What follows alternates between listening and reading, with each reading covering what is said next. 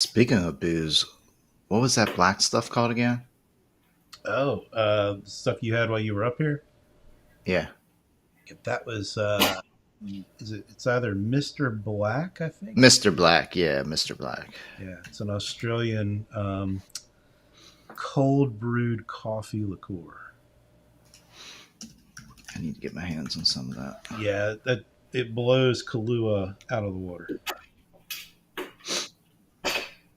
Yeah. No, and Herb, I don't know if you appreciate a drink here or there. That's Yeah, from time to time. Yeah, for so. sure. Well, Jeff was just up here in Vermont. That's like 2 weeks ago now, and Mm-hmm. and we were basically going through my liquor cabinet one evening. So, uh, rum chata and Mr. Black is very dangerous, Good. and it's good. Yeah. Looks like my local wine and liquor store actually carries it. I just saw a video on social media. I think it was on Instagram about rum chata. So apparently, the best drink you can order in a bar is made with that. So fun It's fact. good stuff. Yeah, Makes for a good morning coffee creamer too. there you go. You introduced me to that at I guess it was a digital dealer or something like 10 Yeah, or it's 15 one of years those. ago. Yeah. Yeah, one of those. Huh. Yeah. What were we mixing it with back then? Fruit Loop vodka. Oh, that's right. Fruit Yeah, Loop, like the cereal. yeah, yeah, Dude, I gotta yeah. try some of that. Tastes Fruit like Loop. your bowl of leftover milk of Fruit Loops. Oh, dude, that's the best. That's the best part. You Yeah. gotta quench your way through that to be like, oh yeah, here we go. Yeah. There's something else you can mix it with too that gives it a cinnamon toast crunch. I forget what you mix Hmm. it with though. So the rum chata is basically milk and whatever cereal flavored vodka, and you're good to go. Yeah, pretty much. You're ready to go. Huh. Can you? You can only imagine somebody like, man, we got to make a vodka flavor of this stuff. You know, try to Hmm. think who. Oh, 3 seconds, Can't fellas. I can't remember who made.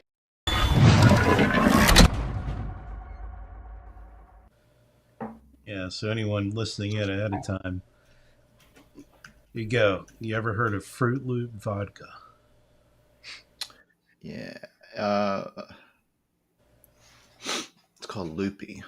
Loopy. Loopy. Three. But it Yeah, does three taste. olive. That's that's how you Three. end up after you have it. Yeah. Three olives makes it. Three olives vodka. I'll give you one more I just recently discovered. Screwball, which is a peanut butter whiskey. You mix that with apple cider. Man, it's like Or- it's Really? fantastic. Yeah, I mean, you're talking about rum chata and uh, Fruit Loop vodka. So we're wide open here on mixing ideas. Yeah, but that doesn't sound like it would go well together, but I'm sure it does. It's good. It is very good. Well, anyway, Herb, All right. welcome to Dealer Refresh. Yeah. Thanks for having me, guys. This is gonna be fun. Well, Excited. I think this is a side. So we've had the Asoto crew on, so the Automotive State of the Union, um, and I think yeah, we've never done anything with driving sales. So I think this is you would be the second time we've actually had like people who do the same thing as us chatting. So we got a lot we can geek out on. Yeah, for sure. But before we What's do that, your yeah, with like so you've got dealer talk, Yep. but dealer talk's more than just a podcast. Yes. So, um, the original concept was DTVMS, which is DealerTalk Vendor Management Solution. And basically, it's a company that helps dealers manage their vendors. And obviously, one of the ways we started this back in 2018. And at that time, I was still working in corporate, and just I was getting some requests from some of the stores that I was working with about doing other things, and was kind of at the edge of starting my own deal. And I was having some amazing conversations with lots of people in the industry, and I wanted a way to get this out because I was learning a ton from that. And I figured a podcast would be the best way to do that. And the initial concept was I was going to kind of go on the road and record my meetings because that's where I was learning a lot from those meetings. But I don't know, something shifted. I think I had a dealer friend reach out to me, Eric, and we kind of partnered up and did it together, and then just said, hey, why don't we do it together? And since we're both remotely and us traveling to a place, it'd be better to just get people on the show, and it kind of evolved from there. So, and then that obviously helped the business because from the podcast, people would reach out and be like, hey, can you help us? And tell us what you do and things of that nature. And so it's been kind of evolving from there. How long has it been? So we started August 22nd, 2018, and been going ever since. Okay. So, yeah, I had a little bit of that moment that we all had during COVID where I was like, oh shit, here we go. And it just, I think that was a surprise for everybody. It just kind of went in the complete opposite direction. So I think COVID's still bringing us surprises. For sure. But the podcast itself has been probably one of the most rewarding because, it's kind of a weird side effect, if you will. And I don't know, I'm curious to get your guys' take on this, but you learn so much, man. Like, when you're having these conversations and people come on and they say things and you kind of, in some cases, you challenge each other's opinions, or you may agree on certain things, or they might give you suggestions and strategies that you weren't even thinking of. You do this often enough. I just feel like it accelerates your growth. You know what I mean? It's No doubt. it's funny you say that. So I didn't get involved with the podcast side of Dealer Refresh until 2018, late in 2018, I guess. Probably about the same time you were getting into it, Herb. But Jeff had been doing it for a little while before then. And I was opposed to it. It's like, man, I don't want to be on camera. I don't. So was I. I was being forced to do it. But you're right. The conversations have been nothing but quality and learning. Mm-hmm. It's invaluable. Yep. Yeah, it's interesting. I the other day, like a few months back, somebody said like, well, everybody has a podcast now, and I'm like, yeah, but it's not. It just depends on what your objective and your goal is with it. For me, I kind of, in the beginning, it was more about the whole obscurity and getting out there and making sure that people knew the company and stuff like that. But it quickly became more of education for me, and I've looked at it ever since like that. Like, it's not like, for me, this is education. I learned so much from it, so that's why I continue to do it. And so, to do, I think, what do we got now? 200 episodes or something like that. Or we're going into our 9th season. It's easy to stay consistent because, to me, this is a learning tool more than it is a business tool. Mm-hmm. So, and it's interesting you do seasons. What was that? I think it's interesting that you do seasons. Yeah, I just can't do. I would love to do just have people on all the time, but with my traveling schedule and my consulting commitments, it's impossible. It takes a lot. I mean, you guys know how it takes a lot to put these on. It's not. That's why It's we get everything booked up. I mean, I think we've got the rest of the year booked up, and we'll go through Just got one phases. slot left. We almost do seasons ourselves because we'll get 3 or 4 months booked up, and then we'll be at the end of the 3 or 4 months. And we're like, oh shit, we gotta get next 3 or 4 months booked up.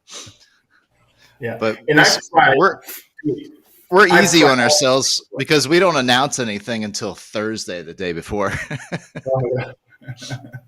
I've gone through all iterations. I've done like where, hey, let me try to have 10 people on in one day and just do an hour, and just knock them out. Let me do one a week. Yeah. You know what I mean? Like all different ways to try to. It just takes so much time. And then in the beginning, for like the first 6 season, I was editing everything myself. I was doing myself. So it's like, Dude, it's a lot of work. It's a lot. Yeah, I wouldn't want to do it by myself. Yeah. Well, and you're also recording them and putting out the recorded episode. Yeah, so we do video, voice. Then we we chop them up for like little bits of content, and when we're not recording, I use that to kind of keep things fresh because like you still want to keep your presence out, and that helps me also recruit for the next season because people that are not familiar with the podcast might see it and then they reach out and they're like, oh, like, can I be on your show and stuff like that. So that's great. We recently started doing that. We've been working with Dealer Authority, who helps with our social posting and things of that nature. And they had a freelancer over there who was helping them out with some things and looking for a little more work. They turned us on to him, and he's going through now and helping to clip the shows and make little reels and things like that. And that's been fantastic. Yeah, I mean that stuff. It's what I like about that is that you have whatchamacallit, like it allows you to get little bursts of content out, and that can spark conversations. And again, it enhances the learning aspect of it too, because you might start get into a good debate and challenge certain things. So I'm all for that. What's that called? Like just learning through the social media platforms. Like LinkedIn is great for that. Like you can start some good conversations and get a little bit of different perspective on certain things. So for sure. Well, that was the whole point of starting Dealer Refresh. Form wise. Well, it started off as a blog and then we migrated over to the forums, but that was the whole purpose of it. All right, it started off with just boredom. With boredom? Yes. Not so much boredom, but yeah. But I mean, especially back then, it's not a lot of people at the dealership did you speak the same language with when it came to technology and online marketing and all that good stuff. So it's like, man, I need a way of finding some people that speak my language. Yeah. And then be able, to learn and educate yourself off of that. Yeah, and it's interesting too because for us it was like dealer talk, right? Dealer conversations basically is what we were aiming for, and it was for dealers, people that are in the business, doing it day in and day out. And it's surprising to me how we do have a lot of dealerships, as part of our audience and our mailing list and stuff, but with our content, like I've gotten people that are outside of our industry just for the marketing aspect of it. You know what I mean? People that reach out and, they're like, oh, how does this work in your industry? I listened to your show on this, and this was very interesting to me. And I was like, oh, wow, that's pretty interesting that it's reaching kind of outside of the demo that we are intending the content for. So it reminds me of how much of an enigma this car industry is, right? When somebody outside reaches out to you. It does. Listen, that's a good point. And the other thing too that surprises me is that we aren't like I often hear this thing of we're slow or we're not as advanced, and I find that's the opposite, man. I think we're way more advanced as an industry than we realize. So Sure. in a lot of ways, anyway. So I mean, we get hung up. At least I think this is a theory, I guess. We get hung up because our the technologies that we deal with most often, the DMS system being the biggest offender, the CRMs behind them, the websites, there haven't been great advances in any of those places, but in the niches, in the the outskirts, maybe some of the tech that the salespeople aren't using, what there's all kinds of innovations happening, and those are as maybe as they get Mhm. acquired by a website company or a CRM company or something, they bring that innovation in, and people start to see it more. But uh, I don't know. I guess that's why I think so many people in the car business tend to believe that we are slow to adapt or slow to bring innovation to the forefront. yeah, I think there's something there. I just read a post today. I can't remember who posted it, but they were talking about API, and that's something that I've talked about on the show as a frustrating point. Like I feel like we should have more access to connect and plug in and share information. And I understand why we're so cautious or restricting in that way, but it's a hindrance too. I think that if once that becomes more accessible, it'll be. I mean, the kind of technology that we'll be able to put forth is going to be pretty. So, because I mean, think about it. We're connecting it.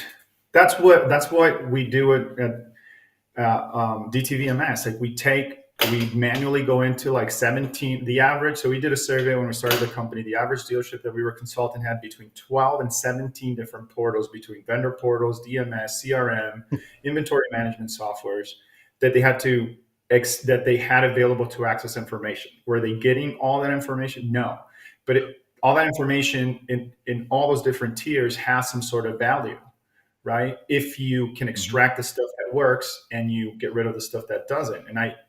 It occurred to me that what dealerships need is a filter, right? Is a data filter, like somebody that's going to go in there, filter out the information that doesn't matter, and give them the information that does matter, so that they can make the decision. And that's what we do in our Excel. And we have everything's to this point has been done in Excel spreadsheets, but we pretty much go into all those different portals. We take all that information, we chop it up into the stuff that matters to dealers, and man, it makes such a difference when they see that information and they're like, oh wow, I didn't realize this, I didn't know this was happening, and it just And if we could have a system that does all that, I mean, shit, like the kind of decisions that we can make.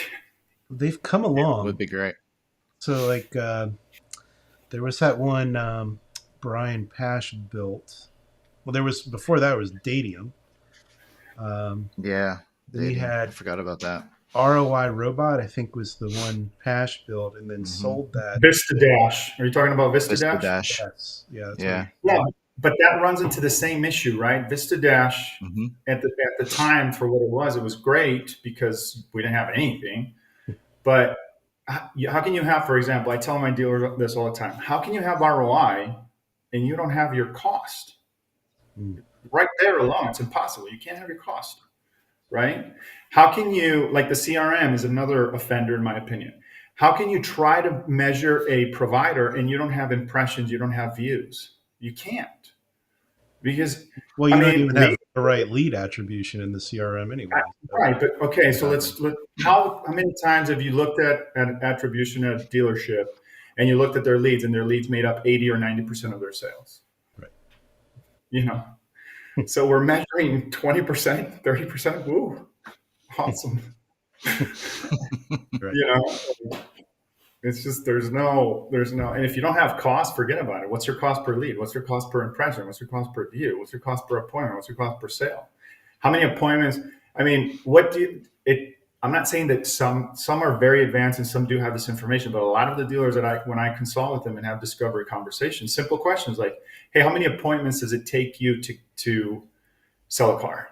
And how many calls does it take you to get an appointment? Because if you know those numbers, now you can reverse engineer your setup, your what I call your vendor roster, to tailor to the numbers that you need to get to achieve what you want to achieve. But I mean, if you don't know that, we're just guessing. A lot of the times we're just guessing. That's just what because we don't have access to the information. Mm-hmm. But it sounds like from what I gather, it's still what I guess the service that you provide dealerships is still a lot of manual process in that.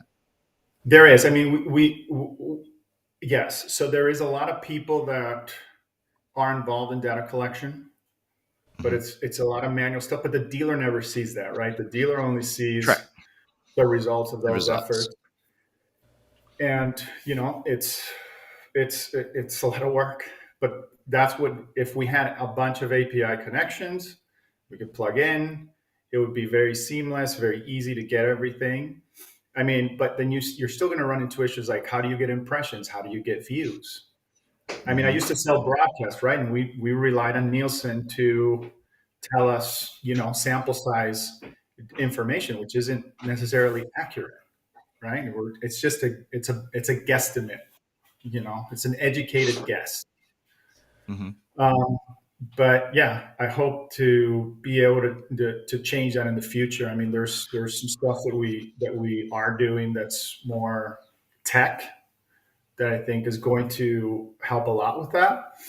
But again, no API connections, you're just going to be hindered. And, that's one of the things that Vista Dash had issues with too. Like Cox Automotive, right? AutoTrader doesn't have an API connection. So you have to rely on AutoTrader to dump data into a system like that to generate the info.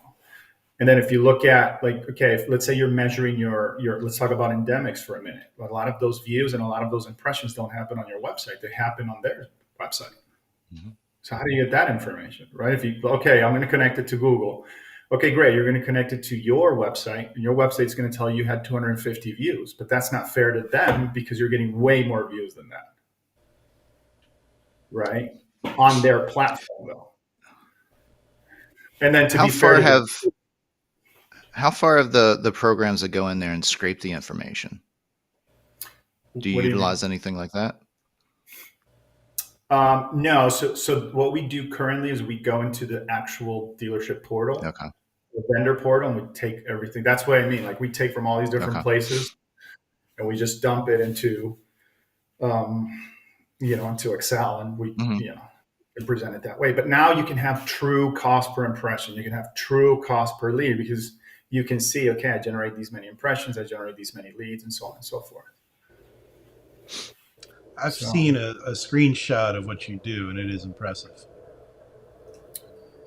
It's a lot of work. It's taken years to put that system together, but it's, the dealers that use it, when they first start, you see a bunch of, because we also use conditional formatting, and we highlight things in red and green, so you can see what's working, what's not working. But what I tell the dealers when we first sign up and they go through the process is like, okay, our goal is to get from reds to green. If we can do that, once we have that dialed in, you're going to see a big change in your overall performance. Your lead quality per close ratios are going to go up. Your conversions from views to leads is going to go up. You're going to get to a place where it's going to, things are going to be dialed in. So because you have all that information, it's very easy for you to kind of do that. Plus the other thing too, and to go back here to what we were talking about when I said be fair to vendors, also to be fair to dealerships. And this is my personal experience because I used to do it. I used to be an AutoTrader rep, and I used to walk into these dealerships and have to talk to decision makers about VDPs. And they'd be like, okay, great. I got 4,000, 5,000 VDPs, but I didn't sell any more cars. I didn't get any more leads. Right. And when you look at the data, they're right, because 20% of that inventory is getting all that activity. The same car. Yeah. And a lot of the times that car is going to sell anyway. right? Because it's just the right car and it's priced right and it has all the right. It's the stuff that doesn't. That's the stuff that these endemics need to start to shift towards. It's the stuff that doesn't get any views. Help me with that car. You know what I mean? That's Yeah, the but car. how do you? If there's So not a demand out there for it, how are you going to help? there you go. Exactly. And that's the thing. And that's why the model. So okay. So I totally agree with you, by the way. But let's just try to put some sort of measurement to that. If you had, if you let's say you have your let's pick on cars.com because I keep saying auto trader.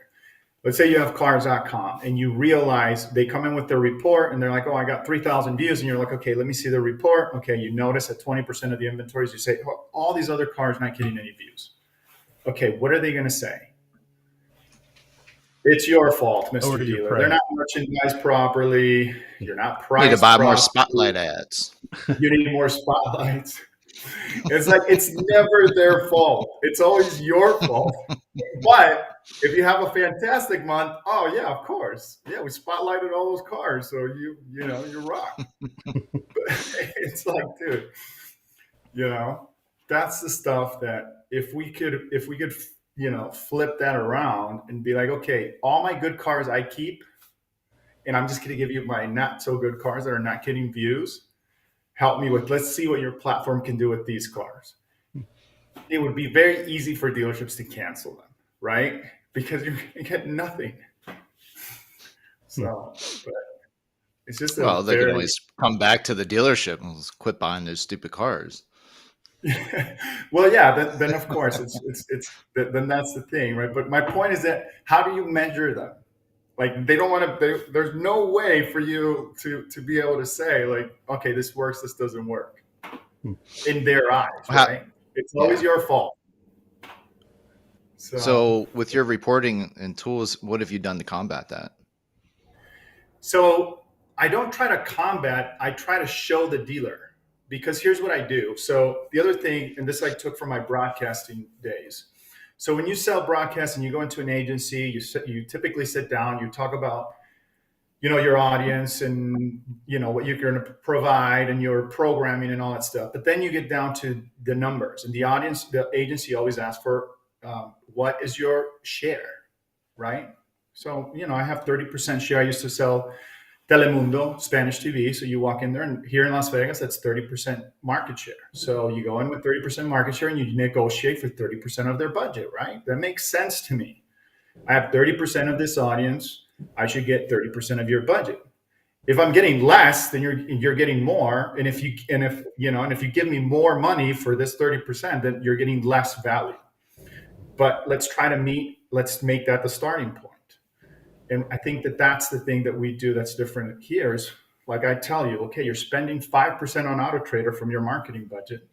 You should at least get 5% of the views or 5% of the leads or however you look at it, right? Maybe Auto Trader for you is a view provider. Okay, I don't care about the leads. Okay, fantastic. You should get 5% of the views. Or maybe Auto Trader for you is a lead provider. Okay, great.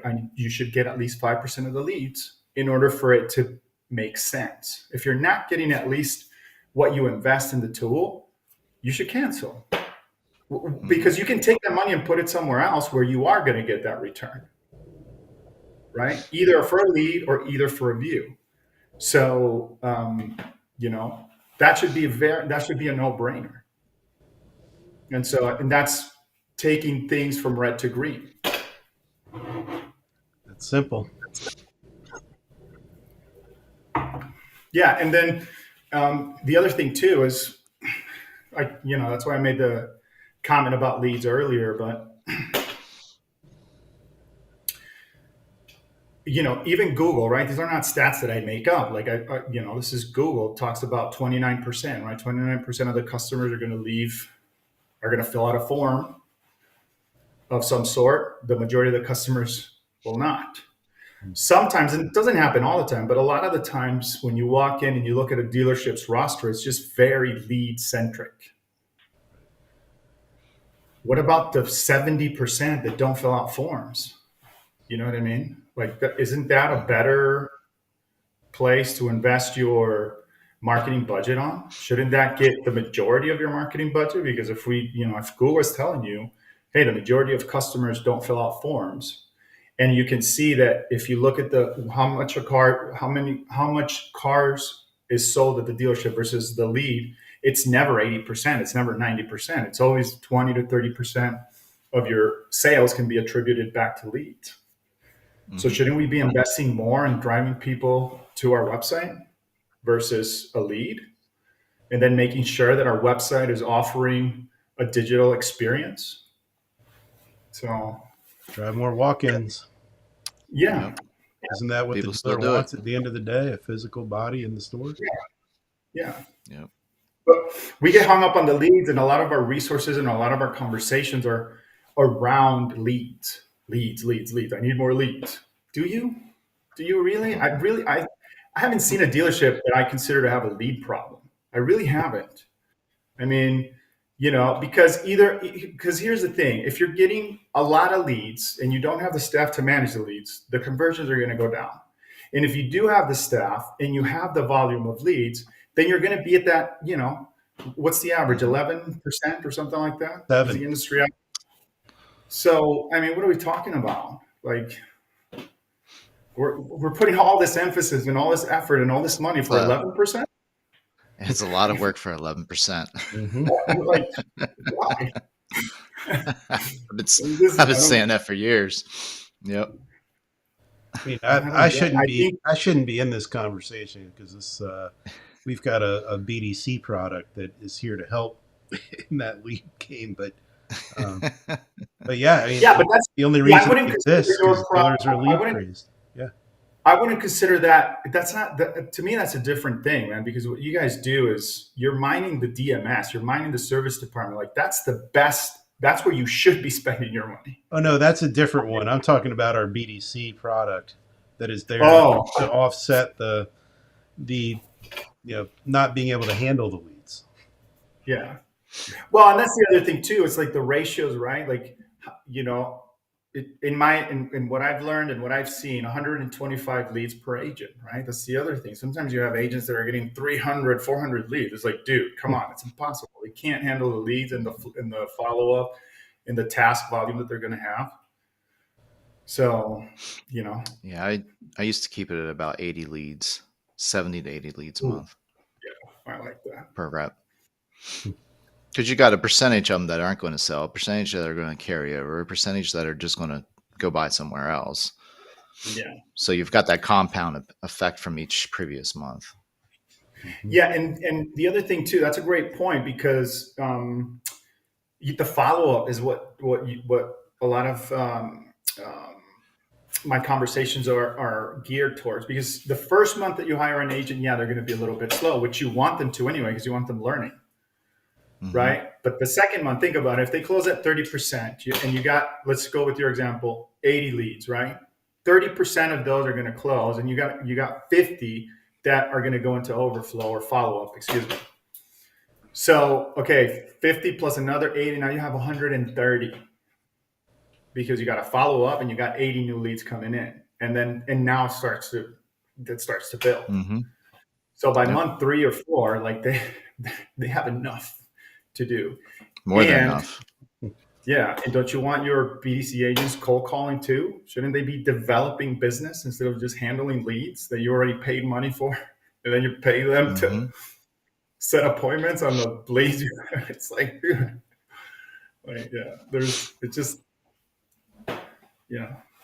it's a very, how do I say it? It's a very interesting way when you start to really dig into the lead game or the lead conversation. So, I like your Moneyball approach of looking at it all. And that's explain. Well, Moneyball, if you'll recall, is a book. It was Michael Burry, right? And also a movie. And the idea is that you be get more on base. Yeah, you take base hits and grow your business from there, basically. Your portfolio in his case. Yeah, so in the car business, instead of bases, Instead of trying to get people on base, we should try to get people to the website, Mhm. right? The But more people also you get to like the your logical approach, which is a big part of the Moneyball factor, was like if you're paying if 5% of your marketing budget goes to Auto Trader, and you have a goal with Auto Trader, whether it's views or leads, it should be 5% of what you've allocated to that goal. And I love that. That's what I was getting at. Sorry, go ahead. yeah. So you need to understand. You need to understand that what those numbers are, because for the vendors, it's never going to be their fault. They're not a lead provider, right? I'm a marketplace. I'm not a lead provider. Okay, so then let me measure on the views. Well, but you can't really do that because cars are not merchandised, and you're not. Well, why do you let me put my unmerchandised cars on your website to begin with, right? Because if you can't, well, I can't sell you the buckets, right? I want all your Mm-hmm. inventory. You have 250 cars. It's like, dude, come on, like. Okay, don't measure me on leads and views. How about impressions? Can we measure you on impressions? It's like, like, give me something here. Right. No, you just have to be on there because you must. It's like, no, dude. No, because we need your money. Yep. Yeah, like I'm better off. Like I've never understood, even in my auto trader days, like I've always had a really hard time understanding why would I want as a dealer to put my cars on these platforms that are filled with my competitors. I don't get that. Like, yes, you have to be on there because there you have an audience. Yes, they're not a marketplace because the definition of a marketplace is you exchange, right? There's money exchange, things are happening. The car isn't selling on Auto Trader, right? So it's not really a marketplace. So it's a place for consumers to go and do research and compare you against your competitors. So shouldn't I be spending my money to bring people to my website, to my sandbox where I control everything? To me, that makes a lot more sense. Like if I can do that really, really good, and then I have a good digital experience once people get to the website, I should just win more. Yeah. It's just, Well, and that's then you get, that. well, but you'll never compete with the auto trader budgets and stuff. Auto trader's never going to put as much money into a market as you are about your own inventory, right? Because they have 1,000 Nissan Sentras where you have 50, and you can put, you know, $3,000 to move those cars to get more views on, you know what I mean? Like that's not going to make a Mhm. dent for that for you. That's going to be huge. Yep. So What do you suggest dealerships that are on these marketplace websites? Are there different best practices that you recommend in order to drive that consumer to get on that dealership website? Yeah, so so my recommendation would be this. You don't need to be on all of them. And I always get kickback or backlash when I say that. But you don't. You just don't. Just pick one, pick two. There's a lot of FOMO in this industry too. I just have fear of missing out. Like, oh, if my car isn't on there, I'm not going to sell it. Like, no, man, just pick one or two, the ones that you like the most. Whichever one you Hmm. think is driving you the most, if you really want to get specific on it, the one that's giving you the most ROI, focus on that one. But don't buy the extra package. Don't buy the spot. You don't need that stuff. The good cars are going to sell, and the good cars are going to get a bunch of views on those platforms. Why? Because it's the right car, it's priced right, it's the right trim, it's the right color, it's everything is right about that car. And the other stuff you just have on there to raise your hand if somebody happens to find your car. Right? That's my Hmm. recommendation. And then anything that they have, if they have a VDP deep link like cars.com has, I know Auto Trader's been doing it longer, but anything that can drive back to your website, I would pay extra for that because you want to be able to take your vehicle, you want to be able to take that customer out of that platform into yours. But that's, Yep. if you think about it, that's inherently in contradiction with what those platforms are designed to do. Because if they don't have an audience, how are they going to go and sell we have 50 million users a month, right? They can't. Matthews. So, Have views. um, So I've got an oldie here. This was something that I did back in my dealer days and figured out which store, overseeing a group here, which stores did better on Cars.com versus Auto Trader, et cetera. And what I did was I looked at a year's worth of data of leads that bought cars that I could attribute back to Cars.com or Auto Trader. And I looked at the average cost on those vehicles. I wasn't looking at the selling price, I was looking at the cost. And what I found was in our marketplace, which was Virginia Beach, there was a threshold at this time. This is over 10 years ago, so these numbers are going to sound a little low. But cars with a cost under 16 grand did better on Auto Trader. Cars with a cost over 22 grand did better on Cars.com. So, and if I had stores, so like our BMW or Porsche or Audi stores and all, it was better to just have them exclusively on Cars.com than it was to put them on Auto Trader. Whereas our Toyota store, which had a mixture of vehicles in those ranges, it was a little more difficult to make a call. Should they be on one or should we put them on both? So that was how we figured it out, and that seemed to be a working formula. Yeah, that's very interesting. I've never really looked at it from that perspective, but that's a good way to look at it. I know a lot of these platforms have different ways. Like when I was a rep, it was Auto Trader was highest to lowest, right? So I remember my first couple of months working for them. It was weird because they'd go in there and I'd see a Toyota for like $1 million or something like that because they wanted it to be at the very top of the listing, right? So, and I know that was a big problem for them trying to police that stuff.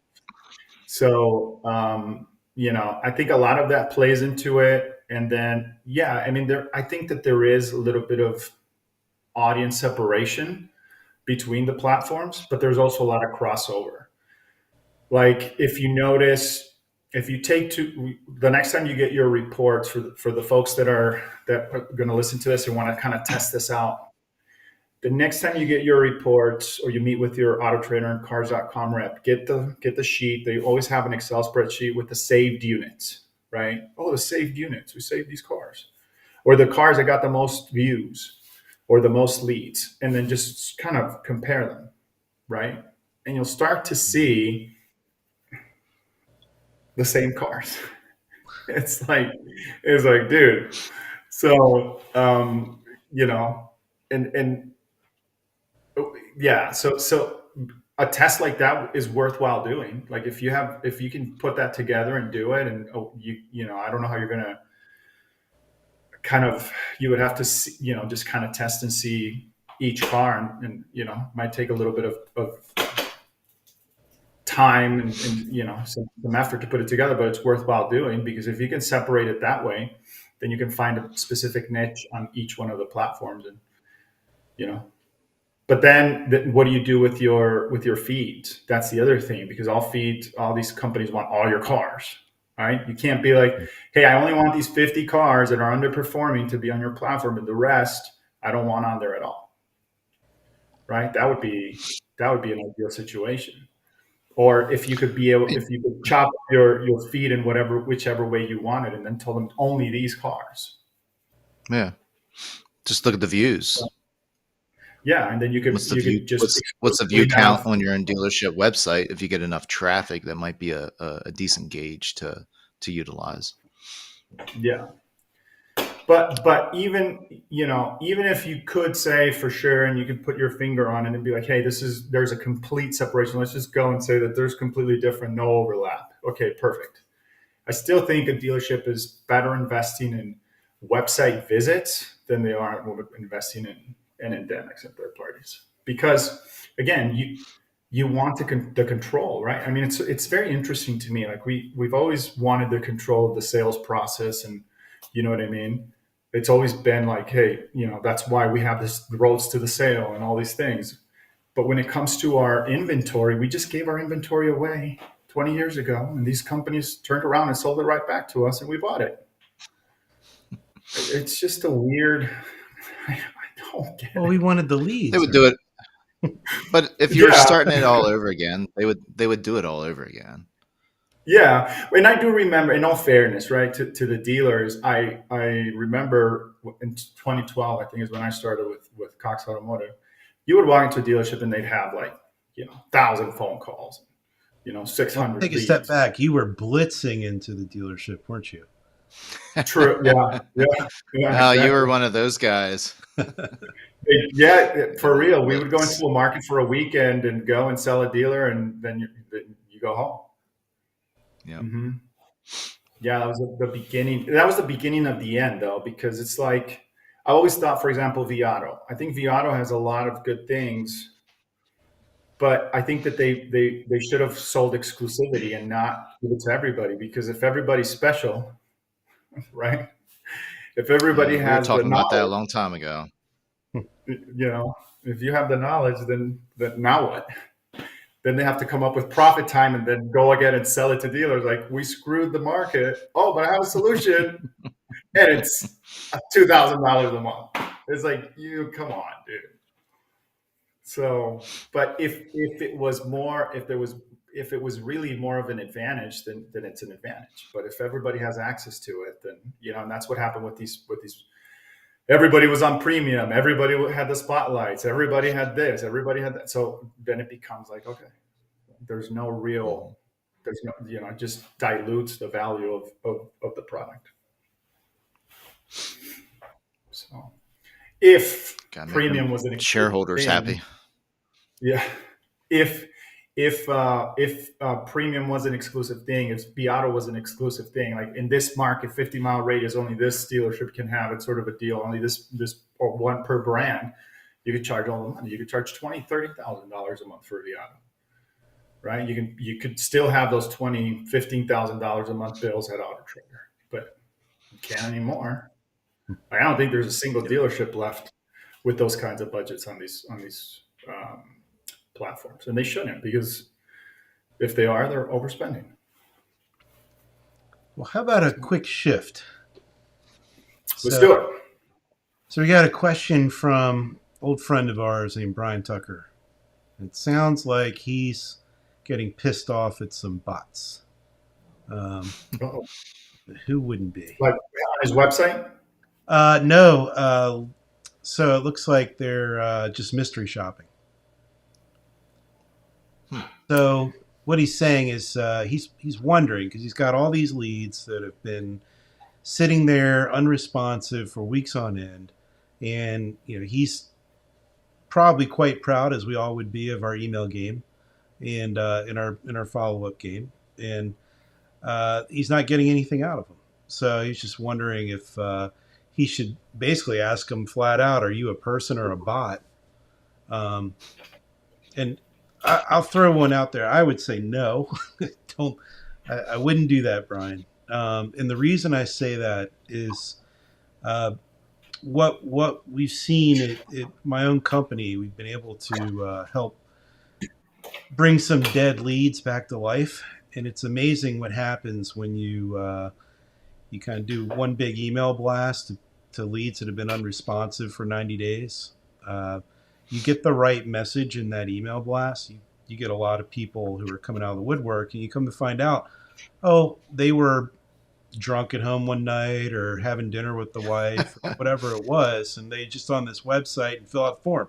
Because that's the only course of action any consumer has on the internet when it comes to car shopping is fill out a form or a chat. That's it. Um, Mhm. so they do it, So, and they don't. Yeah, and they weren't really serious at that point, but then they are later. Well, people also can go in and out of market pretty quick. yeah, and I would say my first question for somebody with that complaint would be like, "What's your response time? Is it 15 minutes, 20 minutes, 30 minutes? Is it 1 minute?" If your response times are less than 5 minutes and you're getting that, then a couple of things I would look at. Number one is the source itself, like who's sending you the lead. Is it that source only? Is it multiple sources? How many CTAs do you have on your website? Right? Because nowadays you go into a website and it's like, dude, whoa, like they're just everywhere. Got 4 digital retailing tools. Yeah, it's like, dude, what? So, maybe He's saying it's maybe OEM that customer. leads. What was that? He's saying OEM leads. OEM leads. So yeah, He's those 15. are always a little. Yeah. Those are always a little bit more suspicious. But if it's specific to that source, then yeah, that would raise a red flag for me right off the bat. The other thing I would do to test this out, like I like your suggestion of recycling these leads, but I also, and this is going to be a kind of a radical thought, but just come down this journey with me for a moment. 72-hour rule, right? Like you should call that customer for the first 72 hours. At least you should try to connect with that customer at least 3 times a day, in my opinion, for the first 72 hours. So in the morning, afternoon, before you go home. Boom, boom, boom, boom. If you do that often enough, or if you do that consistently and they don't respond, is it really a good lead anymore? You got nothing. Maybe extend that now, because I've seen some reports since COVID that the buying cycle is 120 days. Let's say you do it for 3 weeks, right? Let's give it some more time. So you call that customer at least twice a day for 3 weeks and they don't respond. Is it a good lead? Do we still need to consider that a good lead? You know what I mean? Can we just mark that bad and then have a bad lead report that at the end of the month you do your suggestion and you email them with something that's a little bit more thought out and an offer or something like that, but you don't have it in your follow-up process, and you're bogging down your BDC reps with tasks, and that's taking time away from the good stuff that is converting. I mean, you know what I'm saying? Like at some point, You're saying it makes more sense to go after the low-hanging fruit. Yeah. Like, I don't know. It all depends on what you're willing to experiment with. But if your response times are good and you can narrow that down to a specific source, then I would definitely question that. That's very suspicious to me.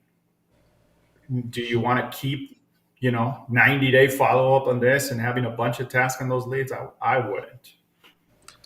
But I wonder how a lot much of times time a dealer wastes on OEM compliance things and mystery shopping.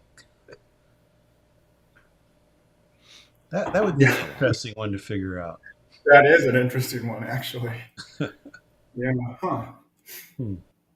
But yeah, I mean, that's just very, very interesting. That it's coming, and he said OEM. Like that's, I don't know, man. Like, but yeah. Yeah. What about on the emailing side? What have you seen emailing? Because this is one thing that I talk to my dealers often on. I think email is it's the best, how do I say it? It's the most cost-effective marketing tool that you have.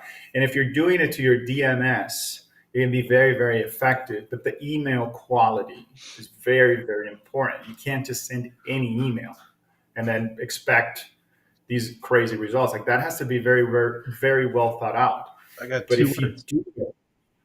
if you do it properly, it could be pretty Yeah, impactful. There's 2 key things to it: timing, personalization. Mm-hmm. So, it's. I hate to say it like this, but it's simple marketing. It's the right message at the right time. So, if you are making an email look like it's something that was made for that person, and it doesn't look like it's a templated form kind of thing, or if it is and it's got a lot of data points in it that is relevant to them at that time, then it's highly effective. Yeah, highly effective. totally agree.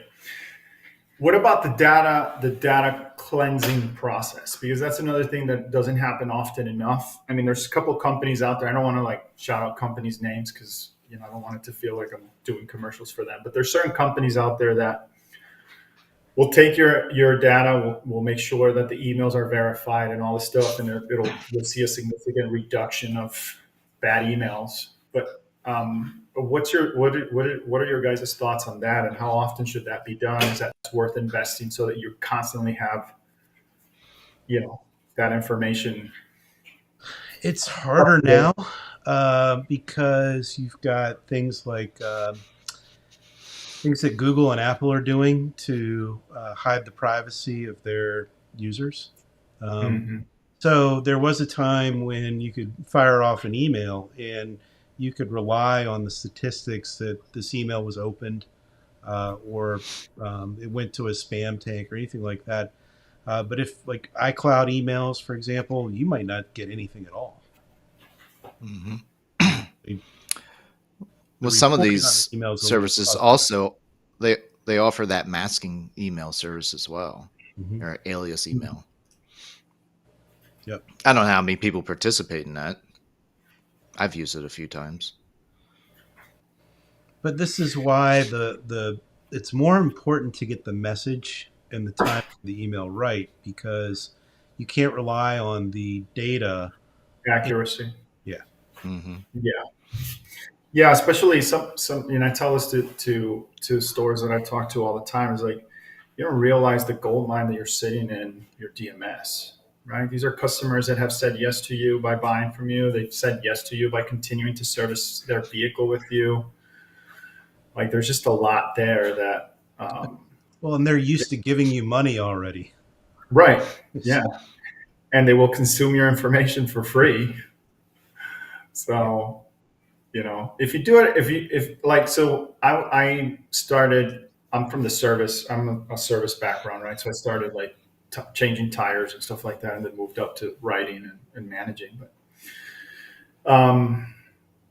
one of the best, most successful campaigns I've ever done on the marketing side was printing a list of cars that were 5 years or older, no repurchase, finding out which one of those customers had continued to service their vehicles, finding out who the advisor was for that customer, and then spiffing the advisor to call that customer, get that customer in for a trade in, because that advisor has they have such a better relationship with that customer.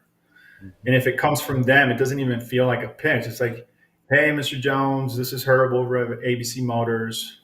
I noticed my manager is looking for this type of car. I immediately thought of you. You know what I mean? Blah, blah, blah, blah. They know the service history of that customer. And it works really, really well. So if you utilize the data and you really think about a way to segment this out, it can be very Getting effective. getting the service rep to make those phone calls. Have fun with that. Well, you got to spiff them, right? If you pay him $500 a car, he'll make the calls. I guarantee it. Yeah, $500 a car. He made for that. If you want him to do it for free, yeah, it won't work. But hey, Hell, $500 a car. He'll say screw work and service. right? Yeah, Think about it. I mean, if you looked at it as part of the wholesale budget potentially. Yeah, right. yeah, you could. That's what I so mean. that's just save You that can much move on money around. Yeah, auction fees. That works. That campaign works extremely well. And if you have a dealership that has, I don't know, the other day I was at a store that had 104,000 people on their DMS, which to me, a store that's only been open for like 10 years, it seems like a lot of folks. Mm. And 98,000 of those emails were verified. I mean, that's marketing gold right there. Yeah. You can do with that for a whole year. You spend $0 and just mind that, and you'll be fine. So here's a challenge on some of what you're saying, Herb, from the audience that my sales team is hearing a bit of late. It's that the interest rates have gone up, and it's making the payments too much for people to stomach. But the my response to that, especially when you're looking at your service drive, and we found this at Brick and Tech, is that the average service customer has $9,934 in equity. And nearly half, but over 35% for sure, on average, have paid their car off and having it serviced. So maybe some of these things are a little older, maybe a few more miles than you want, but if you get in there and start looking at it, you might find that there's something in that service drive that you want, It's and the equity and down payments crush interest rates. Yeah, but it's simple numbers, guys. Like, look, I just had this conversation yesterday. You have a bunch of cars that are going through your service department, and that's your answer during these times. That's your answer. Like, you're gonna have the average cars on the road 13 years now. I think the new number is 12 and a right. half. 12 and a half. Okay, so 12 and a half years. That means people are pouring money into their cars, right? So those customers are coming in. Like, if you have, like, this particular store had 250 appointments a day, 250 times 7. How much is that in a week? You know what I mean? Like, you know how many car deals you can get out of that? You can't. You're going to tell me out of 250 hours a day, you can't get 20 extra deals out of that? You can't get 20. I mean, like, but, let's just be honest, right? The majority of the stores don't have a good exchange program. They're not set up correctly to do it. And when they try to do it, it falls flat on their face, because you have to have, at least, if you're going to manually do it, you have to at least have 3 departments working in tandem on that for that to be successful, right? You can't just have somebody like, here's an offer, because then the customer goes up. Okay, they want to go and change the car, and then the appraiser goes out there and they devalue it or whatever, and it's a little bit different, or you know what I mean? Like, everybody in that process needs to be together. But can you guys think of a better value proposition than, like, let's talk about equity for a second. Can you think of a better value proposition than, like, how would you like to get into a newer car for less money? Your car's never going to be worth this much again. Same kind of money, right? Because of the interest rates. How would you like to get into a new car and not change your payment at all? I mean, dude, like, if I was selling like that, for me, give me those customers all day. But even so, like, your car will never be worth as much as it is right now. Right. It's something you've always been able to say, but right now, any car person knows that is true. It is way more valuable than it's ever been, and then some. So there's people out there who want to take advantage of that. It's happening all the time. Yeah, like, we have to switch, right? That's the beauty. That's the beauty of the dealership, of the franchise dealership setup, man. When in good times, you're selling like we did, just a few months ago. If they're just coming in, the demand is there, you're moving them. And in bad times, you have your service department, you have your finance department, you have all these departments that you can, work to offset the downside on the front of things. But, if we don't do it, and we sit and we continue, because we get into these places where it becomes behavior, and we continue to, oh, it's slow, the phones are not ringing. Yeah, morale. It's like, dude, yeah, no, you're not. Like, you got to switch. It's a little bit of a different game now. You got to switch things around, but the opportunities are there. The places that we can go to offset the situation are there. Yeah, and listen, I'm not trying to say that dealerships are not doing. A lot of dealerships are doing, and a lot of dealerships understand that this is the market we're in, and they're making those switches. But yeah, I mean, when I do hear that in conversation with dealerships, it's like, dude, come on, like, it's different. Change it up. Most of us were around in 2019. We remember what that was like.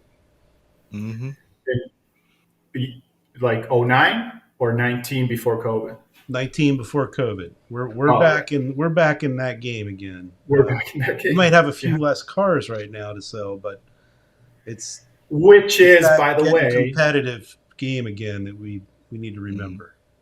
Yeah, but that's why it's good still, to a certain degree. It's because there's still demand and the inventory available, the offset there, the demand is still a little bit higher than the supply, right? So that's the problem, is that everybody's after that customer now. And so you have to, like, really be on to get that deal, right? To get that business. So, but, like, for example, Herb, I've been into a few stores as a customer of late. You don't have to be that odd. Yeah. First off, you need to up somebody. That's the Yeah, number. When you see a customer walking by, go say hello. That would be step yeah, number one. that's number one. Yeah, that's not happening so much right now. I was having a conversation with a dealership the other day. We were talking about new cars, and I'm like, "Well, new car leads are up," and they're like, "No, that's impossible." No, they're up, and I'm like, "But do you know why they're up? It's not because we're doing anything amazing with marketing. They're up because you have more new cars than you did last year.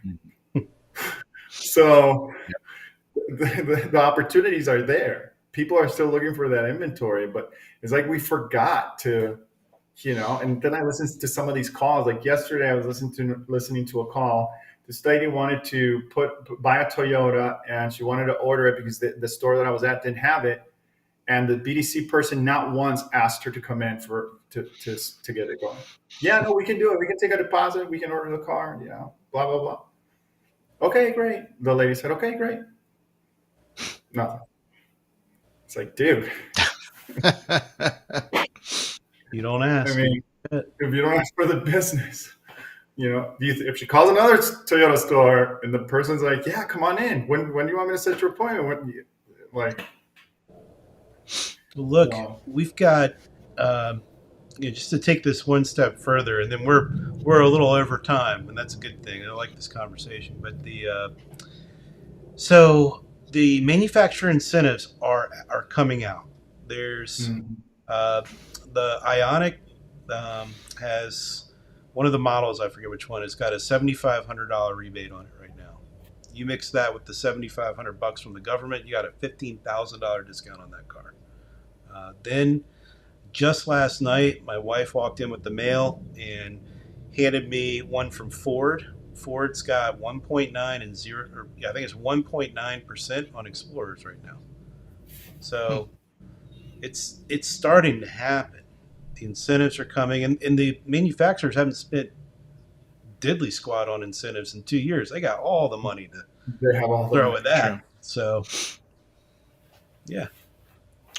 Yeah, I think it's important for us, and it's not to, I hate the word gimmicks, right? Because they're not gimmicks when they're true incentives and they're true offers, right? But for some reason we've kind of looked at these things bad, because I think that the reason why it goes into that path is because sometimes, or, to talk back about 2019, there was oversaturation of these types of messages out in the market. But I think some of that stuff needs to come back, man. Like, I think we do have to start talking and making sure that that's part of our marketing mix to talk about these opportunities, right? Because a lot of customers they haven't seen that in a while. A lot of customers go to dealerships' websites and they see a bunch of stock images and they automatically assume that there's no inventory, right? And they don't, and if you're not displaying this information correctly, like I was looking at a Nissan website the other day, and they have some really good incentives on Rogues and some of their Incentras, I think.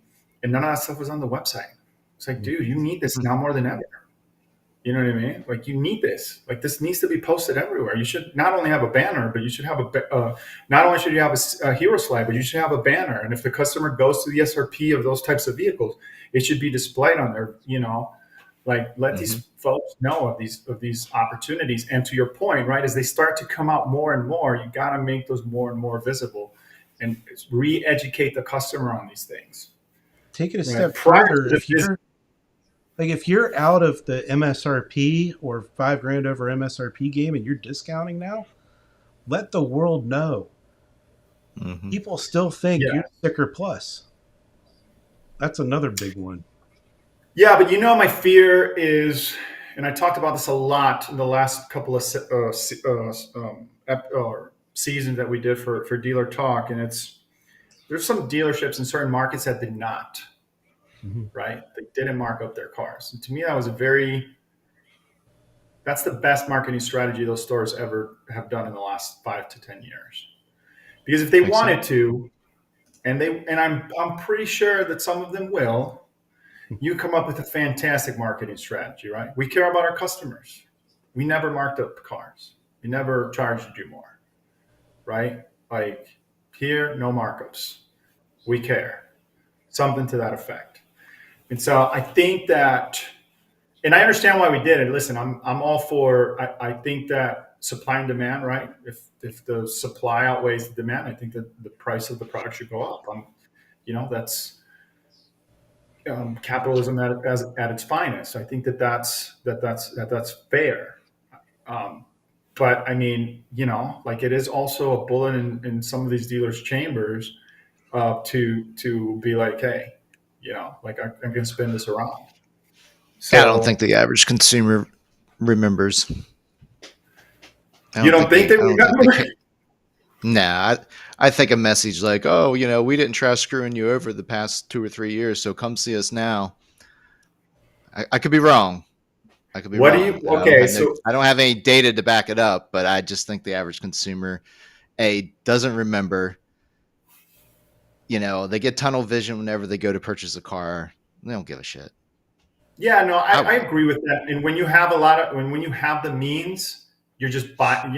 That's consumerism, right? You just go and you spend the money and you get what you want, or you get what you've been wanting, and now you have the money, so I'm just going to go ahead and do it. But what do you do with those customers that come in and they're $5,000-$10,000 upside down, and they're like, oh shit, I didn't realize that this was going to be my situation. And then you see a message like that, and you're the customer that was just told like, hey, you're $10,000 underwater. And then you see that and you're like, oh shit. I mean, I'm just saying, like, it's not. No, I mean that's a We valid have to point. be ready. If we did it, we have to be ready to. Sticks. How are we going to offset that? Yeah. No, I'm with you. I get what you're saying. But there's a lot of things that are going to that are going to get a little bit weird. But it's one thing that dealerships have done always is figure out a way to get things done. Sure. Right? I mean, so Mm-hmm. I'm sure that this is not, this is just par for the course, man. Like this is what we do. Yep. Survive. I think that's a perfect note to end on. Agreed. Well, thank you so much for the invite, guys. This has been a lot of fun. Yeah, Herb, this has been great. And we'll invite you again, bud. Yeah, we gotta have you on again. Yeah. Let's do it. I'm down. We gotta invite you guys on my show too, man. Yeah. It's been We good. can do that. Happy to. Awesome, Like to meet Charity. Right on. All right. So, All right, guys. All right, guys. Have a good Thank you so much. Thanks, everybody. Peace. Your weekend.